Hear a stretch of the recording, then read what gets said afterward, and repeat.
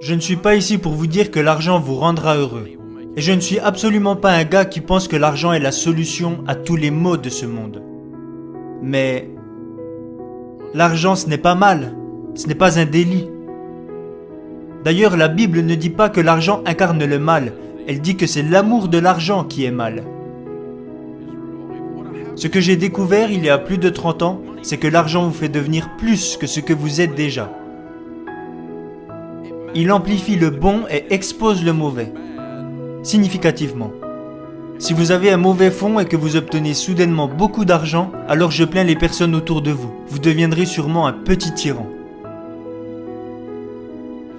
Vous pouvez avoir des problèmes d'argent. Vous savez quelle est la première cause de divorce de nos jours? Quelle est la première cause de séparation? Les problèmes d'argent.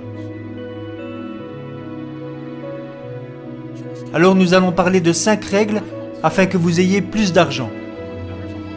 Et si vous suivez ces 5 règles sur plusieurs années, je peux vous assurer à 100% que vous obtiendrez des résultats qui iront bien au-delà de tout ce que vous pouvez imaginer. Ça, je vous le garantis à 100%. Parce que laissez-moi vous dire, si vous plantez du maïs, ne soyez pas surpris si le maïs se met à pousser. Vous récolterez ce que vous aurez semé. Si vous ne plantez rien et que vous vous reposez sur le gouvernement, ne soyez pas surpris si vous n'obtenez que de la boue. C'est comme ça que ça marche. Vous êtes en charge de votre propre avenir. La première règle que vous devez écrire votre plan.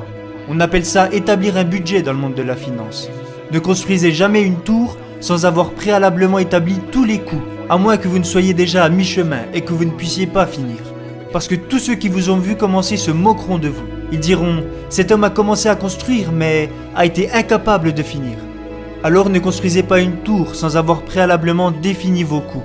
Mon ami Zig Ziglar avait l'habitude de dire « Si vous ne visez rien, vous l'obtiendrez à tous les coups ».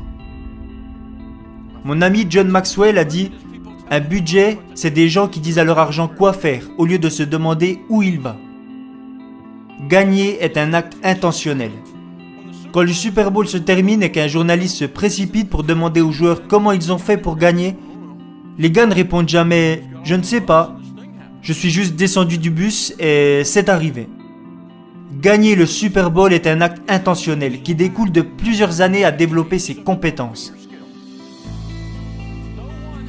Personne ne peut accidentellement faire une récolte abondante, à moins qu'il s'agisse de mauvaises herbes.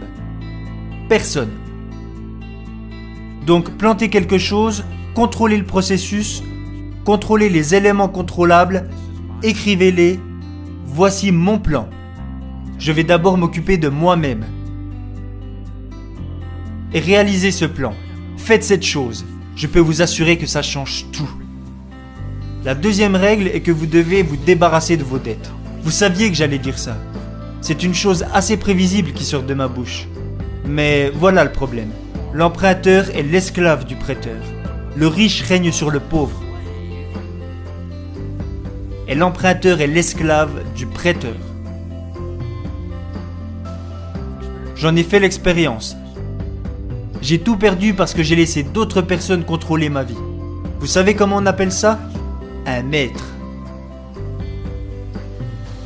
Dave, je ne sais pas si je suis d'accord avec toutes vos théories sur la dette. Eh bien, c'est l'Amérique. Vous avez le droit d'avoir tort. Mon vieux père avait l'habitude de dire « Un homme avec de l'expérience n'est pas à la merci de l'homme qui a une opinion ». J'ai aidé plus de gens à se désendetter et à s'enrichir que n'importe qui sur cette planète aujourd'hui. Et je ne me vante pas, je leur ai juste montré comment faire. Et donc, nous allons nous débarrasser de nos dettes. Parce que ce n'est pas amusant de continuer d'être enchaîné comme ça, n'est-ce pas ? C'est fou les gars. Nous traversons nos vies et l'argent rentre et sort. Et certaines personnes ont des tonnes d'argent et d'autres en ont très peu. Et on n'arrive pas à comprendre pourquoi. Mais moi je sais pourquoi ça arrive. Ça arrive parce que vous faites confiance à un système financier qui est conçu pour vous prendre votre argent. Vous y avez renoncé. Et nous devons arrêter ça. Alors j'ai arrêté d'emprunter de l'argent. Une bonne fois pour toutes. Et un truc bizarre est arrivé quand j'avais épongé mes dettes et que je gagnais pas mal d'argent. C'est que j'avais plus de problème d'argent. Ça semblait si évident. Et ensuite, quand j'ai eu de l'argent et que j'ai acheté un actif pour créer un revenu, que j'ai payé en liquide, j'ai pu garder tout ça. Il n'y avait aucune dette, à l'exception de ce que le gouvernement nous prend. C'est une expérience incroyable. Les premières années ont été difficiles. Parce que vous savez, il y a plein de choses que je voulais faire, mais je n'avais pas l'argent. Donc ce que j'ai fait, c'est que j'ai pris une paire de ciseaux et j'ai dit « c'en est fini. Je ne veux plus jouer à votre jeu. »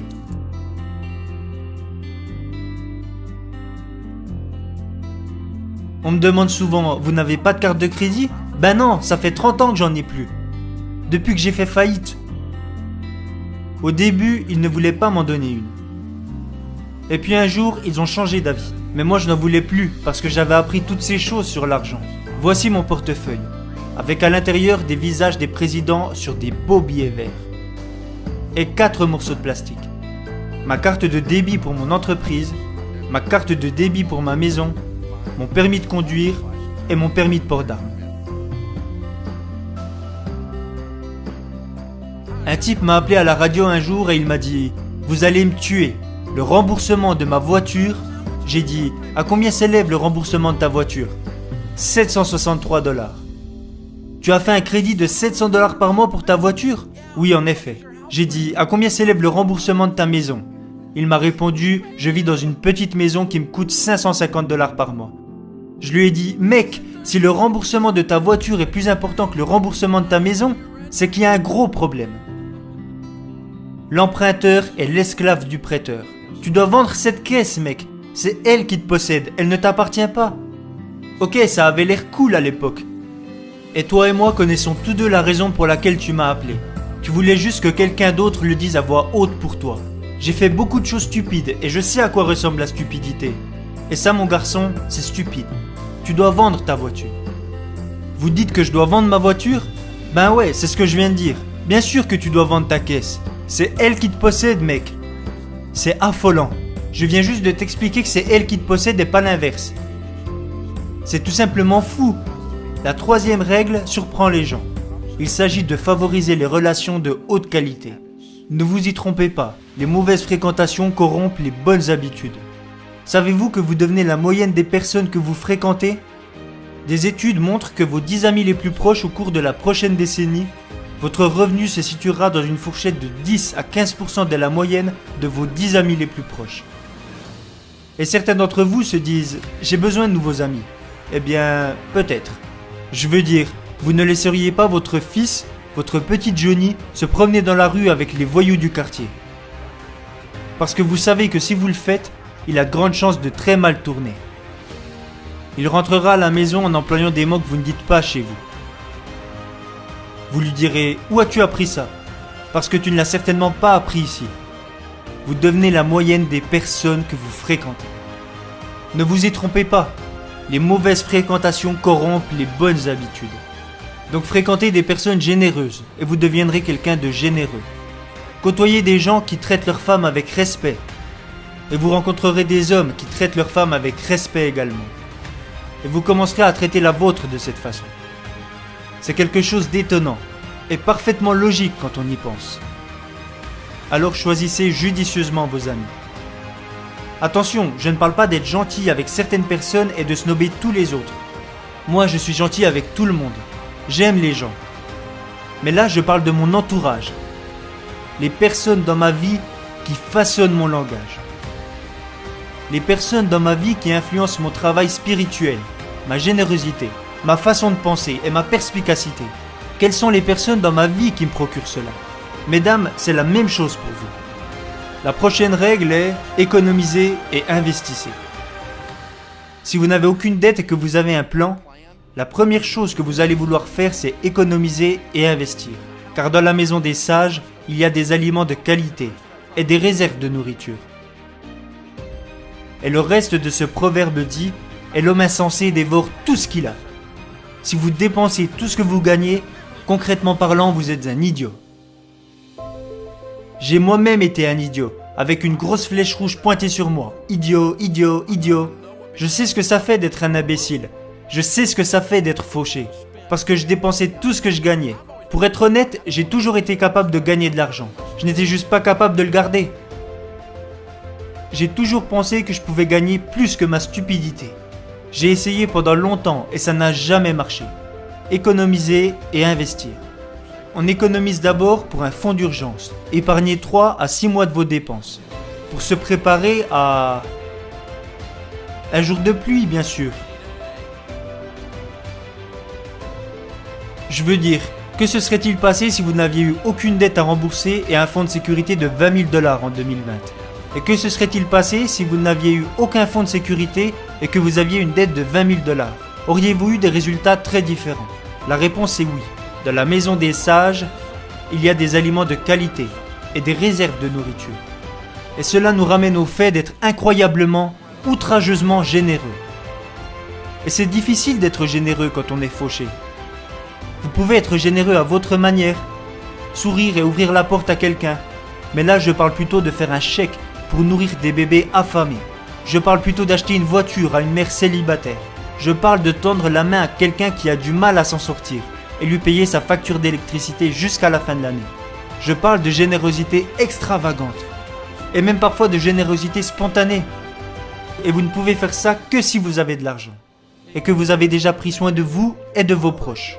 Si ma facture d'électricité est payée, alors je peux aider quelqu'un. Mais si je suis toujours menacé financièrement, je m'en fous des autres.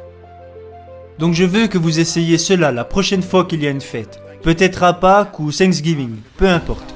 Et que vous vous rendez chez vos parents avec vos enfants, vous allez sans doute faire un grand festin ce jour-là. Mais sur le chemin, je veux que vous fassiez quelque chose d'insensé.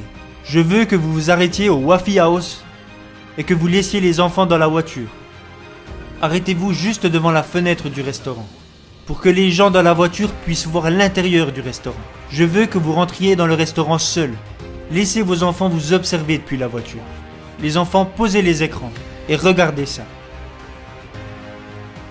Rentrez et prenez une tasse de café au comptoir.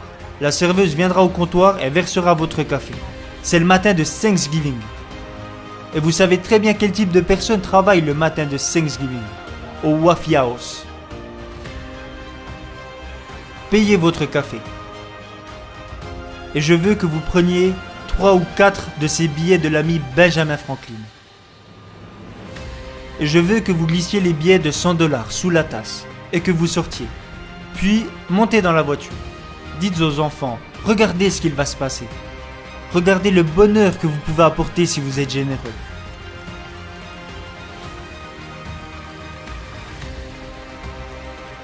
La serveuse va venir et découvrir les billets sous la tasse. Et elle les regardera.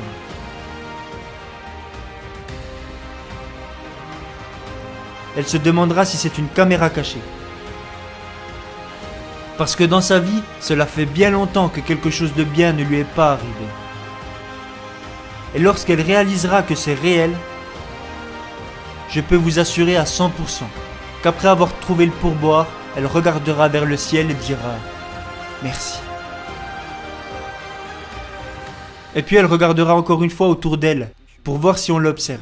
Quand elle se rendra compte que personne ne la regarde, elle ne sera même pas en mesure d'imaginer qu'il y a une famille avec un enfant de 6 ans assis dans une voiture un peu plus loin qui l'observe attentivement, dont le père ou la mère vient de réaliser cette bénédiction pour elle. Et que la vie d'un enfant de 6 ans aura été changée à jamais, simplement en observant cette réaction.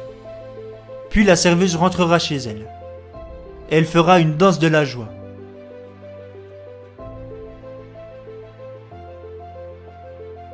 Parce que ces quelques billets verts feront toute la différence à la fin du mois. Maintenant, je veux que vous alliez dépenser 300 $ avec votre épouse, que vous passiez une soirée agréable et que vous vous amusiez. Pensez-vous que vous ressentirez la même sensation ? Je veux que vous appreniez à apprécier l'argent.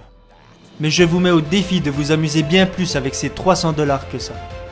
Donc dans la mesure où vous n'êtes pas outrageusement généreux, parce que vous êtes endetté et que vous n'avez pas d'économie, vous n'avez pas de plan, et vous traînez avec des gens égoïstes qui se préoccupent seulement de leurs photos Instagram, si une seule de ces 5 règles n'est pas suivie scrupuleusement, alors il est l'heure pour vous de prendre cette décision et de changer.